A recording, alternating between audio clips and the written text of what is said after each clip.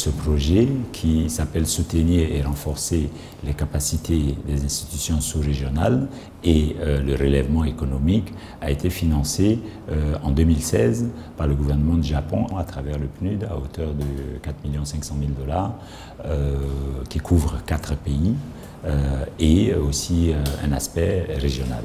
Et afin d'assister les pays et également les institutions sous-régionales dans le cadre du renforcement de leurs capacités.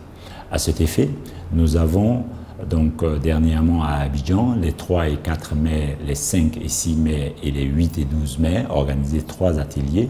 Et le premier atelier, qui était un atelier de validation de la base de données pour la gestion d'experts ouest-africains en matière de préparation de réponse aux épidémies. Et l'objectif de cet atelier concernait en effet la possession et l'existence d'informations qui devraient servir à l'institution qui est l'OAOS, puisque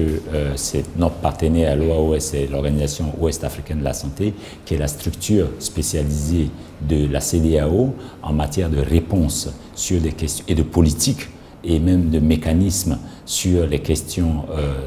d'ordre de santé. Donc nous avons travaillé ensemble lors de cet atelier à valider cette base de données pour permettre justement un déploiement assez rapide de ce qu'ils appellent l'équipe de réponse d'urgence. Le second atelier concernant un atelier d'orientation sur les modules de formation des équipes nationales d'intervention rapide de la CEDEAO. Donc, ça couvrait donc les 15 pays de la CEDEAO et à cet effet, les participants que nous avions, une vingtaine, étaient invités justement à utiliser le module de l'OMS, puisque nous avions aussi des partenaires extérieurs, dont l'OMS, l'Institut Pasteur et bien d'autres qui ont participé à cet exercice. C'était de valider ces modules de formation pour que les personnes qui font partie de ces équipes-là puissent être réactives et que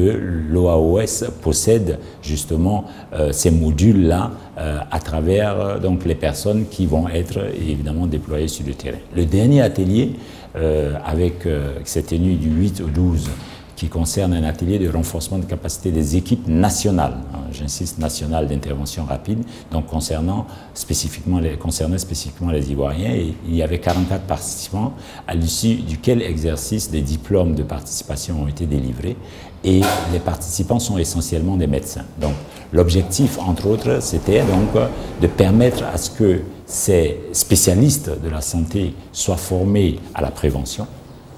soient formés à la réaction, soient formés également à l'assistance aux populations en cas